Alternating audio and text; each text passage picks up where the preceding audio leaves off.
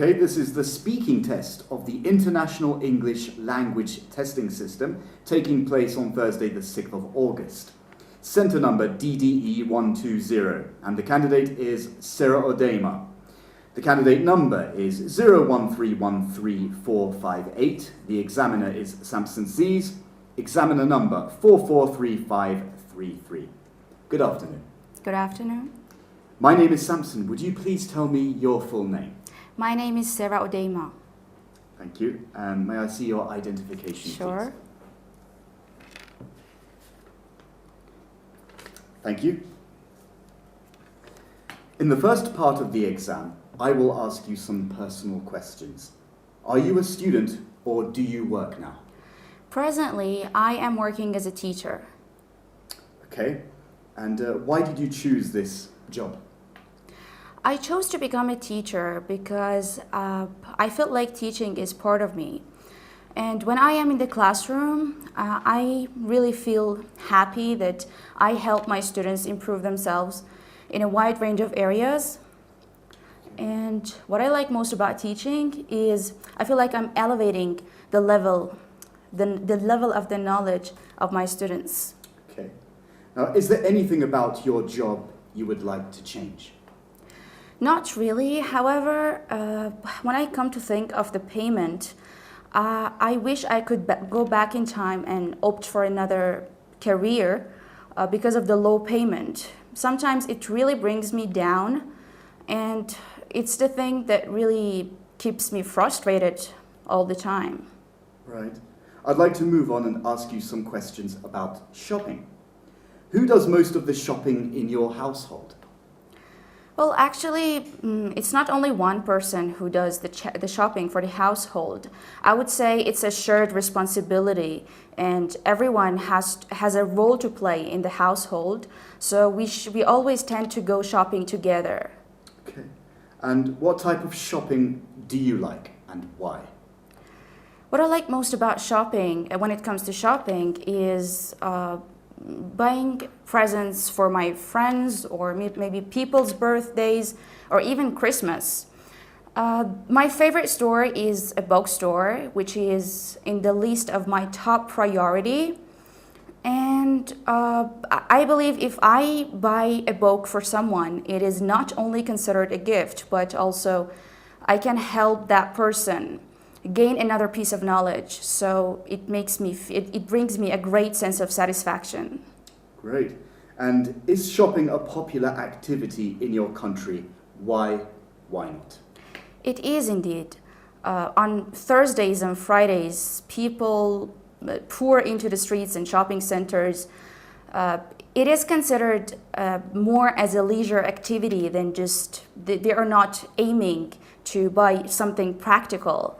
So I see that most teenagers and people go shopping, go sometimes window shopping, or they wander around the mall.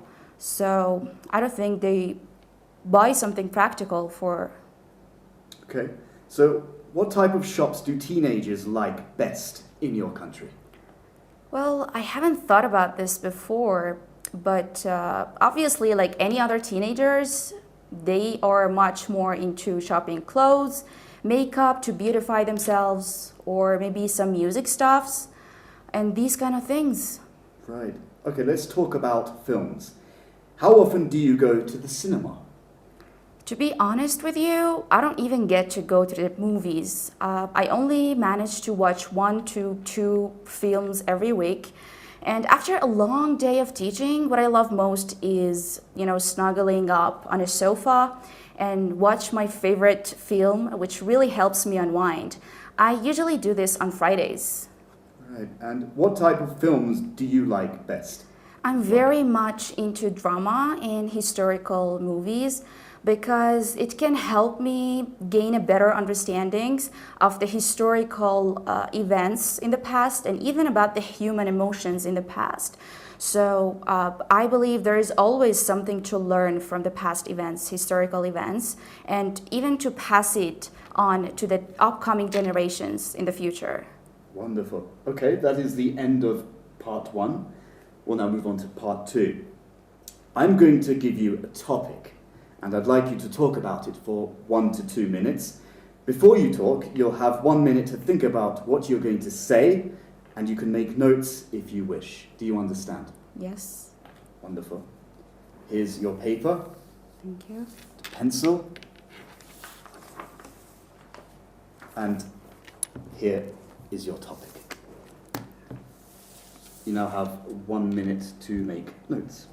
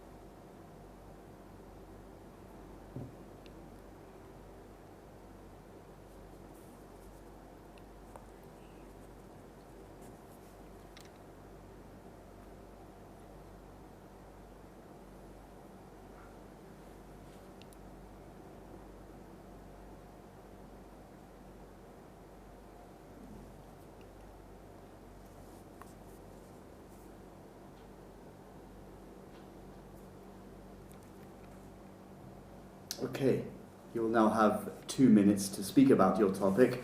Don't worry if the time is over. I will stop you after the 2 minutes. You may start speaking now. I would like to talk about the time after when I graduated from high school. It was at the peak of summer when I had to study really hard for the senior grade of high school. On that year, I had to sacrifice everything and give up on all the joys and to somehow step out of my comfort zone. Despite all of this, I managed to keep a high spirit because I knew that this would end very quickly, and on top of all that, this would mark a significant milestone on that year. So I burned the midnight oil for months on end, and after a couple of months, when I grabbed my certificate in hand, I was like over the moon, and I get the feeling that all the sufferings have come to an end, and it was like the time to open a new page of my life. And for this reason, my parents were so proud of me to throw a graduation party for me. And to move on more to the details, I can say that this party was only a dinner party, which only included my own family and some of my friends.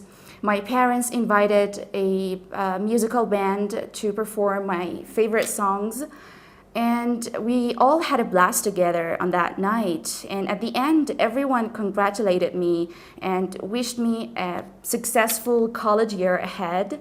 And I was really proud of myself on that night, which marked an indelible moment for me that I will treasure forever, I think. And I am really looking forward for the college life in the future. Thank you very much. That is the end of part 2. 2 minutes is over. I will take your papers back now. Thank you very much. And the paper you have there, Yeah. the topic, thank you. We'll now move on to part 3. So we've been talking about an important event in your life, and I'd now like to ask you some questions related to this. Here we go. What days are important in your country? The majority of our population are Muslims, and that is why Muslims tend to celebrate Eids and as a national festival, and it's like a huge celebration. They sometimes pay and repay a visit to one another, and sometimes they buy some new clothes and they cook some special cuisines on that day, and it is considered a happy moment on that day. Wow, and why is it important to have national celebrations? When I come to think of it, national celebrations can boost the unity among nations, and Another thing about these national festivals is the great advantage that it is it gives an overview of, it reflects an overview of the attitude of gratitude and enjoying every thing that we own, everything we have, instead of the things that we don't or that we want in the future. So it's a great moment to be grateful for what we have. And how is the way your national celebrations are celebrated now different from the way they were celebrated in the past? Actually, I am not very into the celebrations that have happened, that people used to have in the past. But about today, I think people tend to care a lot more about some private parties that people in the past didn't used to have. It's something that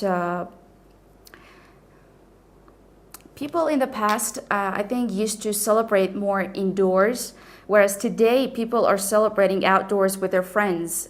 Like teenagers, they are, more reluctant than ever to celebrate these national festivals with their family members or relatives. They like to have their own independent lives and enjoy themselves independently. Okay, and are there any celebrations from other countries that you celebrate in your country? Absolutely. Recently, we can easily see that people are celebrating some celebrations that are not part of their culture. Like, for example, Valentine's Day or the Halloween's Day. They are not part of our culture. And despite all of this, they are celebrating it at a large scale. Right. And what are the benefits of having events that many people around the world are celebrating on the same day? In my opinion, there are a lot of positive aspects involved in this global events. It reminds us of the fact that we are all the people around the world are humans, and we all have the same values, no matter what race, religion, entity, or no matter who we are all sharing this world together to celebrate together. And do you think any new national celebrations will come into being in the future? It's a good question. I would say yes, because we have seen so many celebrations that have been added to our daily lives through history, and the future is not an exception. We can expect any new festival to be added in the future. Okay, thank you very much. That is the end of the speaking test. Everything is spot on. Your use of grammar is very much like a native speaker. The way you use it and your vocabulary is absolutely, that is spot on too. I like the way you use it. Your use of vocabulary is very wide. It's got a great variety. And I would definitely say that you're a band 9 because you're ticking all the boxes that the examiners want in this IELTS speaking test. I mean, when you had these, you had a few pauses in between, but that's what a native speaker would do. They would pause in between and obviously move on to the rest of their story because you were thinking about your story. You were not looking for a new choice of words or any idioms which you were using naturally in some of your answers. You use them exactly where they were supposed to be used. You weren't using too much of them because we get this a lot, especially over here.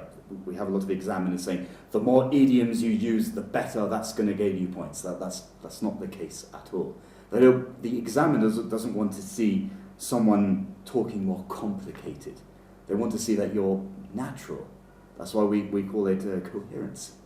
Coherence is your natural way of speaking, to be something close to a native speaker, being fluent. And your pronunciations are all absolutely perfect, 100% spot on. So you really don't have any trouble gaining this band 9. You are naturally a band 9, and you're speaking loudly. That obviously helps a lot. If I was going to tell you to be any better than you are now, make any improvements for this test. I would say just speak slightly slower to just to keep eye of the time or think about the time, because obviously you have 2 minutes to speak in part 2, and part 3 there are questions, but if you answer these questions too fast, then you're going to obviously limit yourself, and it's just better maybe to stick to the first 3 answers and think what you're going to say more, just elaborate on it more. That's all you have to do. I mean, I wouldn't say go after more vocabulary, I wouldn't say work on your grammar, because they're all spot on, they're all perfect, and you're very articulate, you're very completely crisp, understandable. And is there any questions you'd like to ask? No, thank you. About the coherence and the fluency, was it fine? The fluency, that's what I was saying, fluency was absolutely spot on. I mean, that was something very impressive and close to what any native speaker would do. And the pauses are just topic related, they're not at all language related from what I'm looking at. They're all in place. Your pronunciations are perfect. Your use of vocabulary was very impressive, because that's obviously going to be examined too. And when you have this wide range of vocabulary, you're going to have less self-repetition, which you absolutely did not have. I mean, if you were trying to repeat you're trying to fix your sentence, because that happens. This is not a news bulletin, we're having a normal conversation here. So that all I would say is that definitely just take care of the speed. You've got room to slow down a little bit. You don't have to rush it. It's not a race. It's just a conversation split up into 3 parts. Obviously, part 2 being more like a monologue, followed by part 3, which is the follow-up of part 2. It's just elaborating more on the related topic. You seem to know very much what you were talking about, and you were very comfortable with the topics that you were given.